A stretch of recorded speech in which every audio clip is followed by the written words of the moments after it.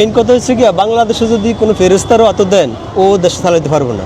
আওয়ামী লীগের শাসন আমলে আওয়ামী লীগের হাজারো ভুল আছে, এটা অস্বীকার করার কিছুই নাই। তবে বাংলাদেশে শাসন ব্যবস্থা যে আইছে তার নামে কিন্তু অপরাধ আছে বা মানুষের অপছন্দের বিষয় আছে, যেই বাংলাদেশে শাসন করছে।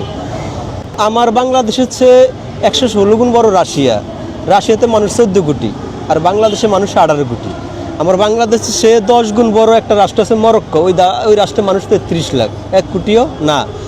এই দেশে যত মানুষ আপনার ঢাকা ফ্লাইওভারের নিচে আছে, মানে বালিশ ছাড়া ঘুম যায়। পৃথিবীর অনেক উন্নত দেশ আছে ইউরোপের, ওইসব দেশে তো মানুষও নাই। এই দেশ, তার মানে এই দেশটায় ছোটো, মানুষ বেশি।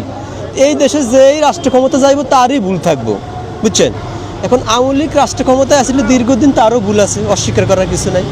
তবে কিছু কাজ করছে যেটা মানুষের জনজীবন উপকার হয়েছে। যেমন একটা মেট্রো রেল করছে না, এই মেট্রো রেলে সরে এখন মানুষ কী কয়, আরে আমি ইউরোপে আইছি, কি উন্নত জীবন, খুব ভালো লাগে। আবার একটা পদ্মা সেতু করছে, আগে মানুষ অ্যাম্বুলেন্স নিয়ে দাঁড়ায় থাকতো ওই পাশে, ফেরির অফার, এখন দৌড়ে আয়া পরে উপকৃত হয়েছে না মানুষ। ঘরে ঘরে বিদ্যুৎ দিয়ে, সেটা দিয়ে তো মানুষ উপকৃত হয়েছে। এখন কিছু দিক আছে সত্যি ভালো, যেটা আর প্রশংসা করাই লাগে, ওই আসলে প্রশংসার দাবিদার। কারণ আওয়ামী লীগের নামে ধরেন একটা বদনাম মানুষরা ওটায় যে আওয়ামী লীগ মানে শেখ হাসিনার সরকার ভারতের প্রতি বেশি আসক্ত বা বেশি ভালো সম্পর্ক ভারতের সাথে। এখন বিশেষ করে ভাই, এই পৃথিবীতে তৃতীয় বিশ্বযুদ্ধ বাঁচতে বেশি সময় লাগবে না, সর্বোচ্চ 5 বছর। কারণ ওয়ার্ল্ডে যে সমস্ত রাষ্ট্রে পারমাণবিক অস্ত্র আছে, প্রত্যেকটা দেশের প্রধানমন্ত্রী মাথা গরম, যে কোনো সময় ওয়ার্ল্ডে তৃতীয় বিশ্বযুদ্ধ হইব।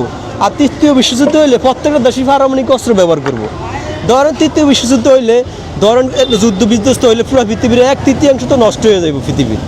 ওই সময় একটা বোম যদি কোনো না কোনোভাবে বাংলাদেশে আইসা পড়ে, বাংলাদেশের মানুষ যাইবে এমন কোনো পথ আছে? আমাদের দক্ষিণে নাপ নদী আছে, যেটা মায়ানমার, একটা বৌদ্ধ রাষ্ট্র, ও আমার জায়গা দিব না। আবার আমার সব সাইডে আছে কি ভারত।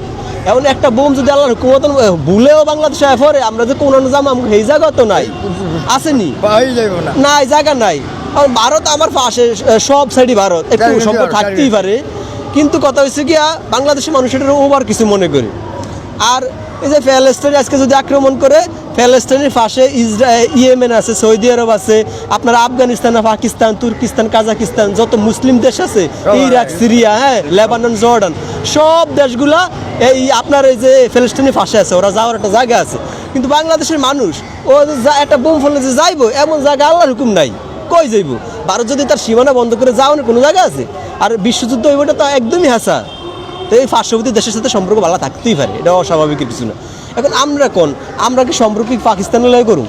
কারণ আমরা কোন কি পাকিস্তান আমাকে ভাই, তো ভাই হইলে 71 সালে আমাকে ভাই আসিল না?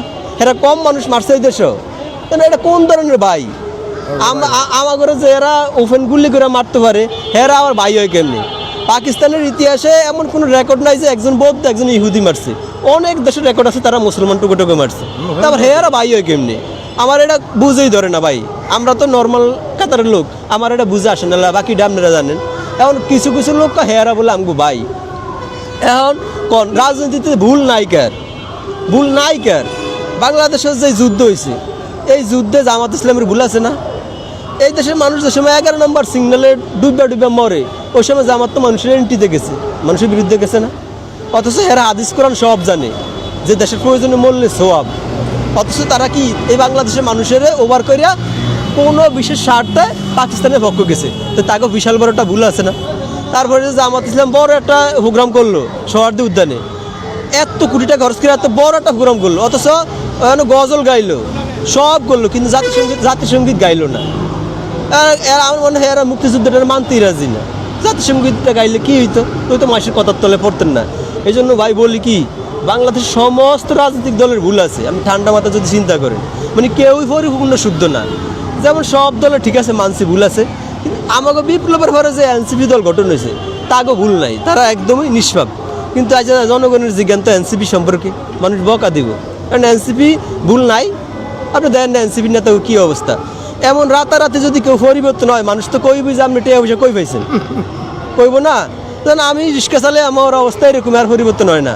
কিন্তু ভাই তোরা ওই যে একটা লোক ধরা খাইছে চান্দাবাজি করে, হের বাপও রিক্সা চালায়, তো 1 বছরের মধ্যে বিল্ডিং কেমনে করে? আল্লাহ হেরে টেয়া দিচ্ছে, আল্লাহ আম করে করে কেউ টেয়া দিতে পারে না, হেরে এত ভালো জানে। তো এরকম চৌকের যায় মানে খুব তাড়াতাড়ি যদি আপনি চেঞ্জ হয়ে যান মানুষ ভুল ধরবো না। তারপর শুধু একজন নেতা নেই, সবাই তো সবাই নেতা তো এমন তখন ভুল নাই কার। কারণ আমি শুধু এক পক্ষের কথা কইলে আমার কি লাগবে, সবারই তো আমি এই দেশে ভুল আছে। এই দেশে আসলে এই কোনো দলের নাম কম যাইব না যে এই দলরা ভুল আছে, সব দলেরই ভুল আছে। আর এই দেশে ভুল থাকবো, এই দেশে দেশ ছোট মানুষ বেশি, বুঝছেন।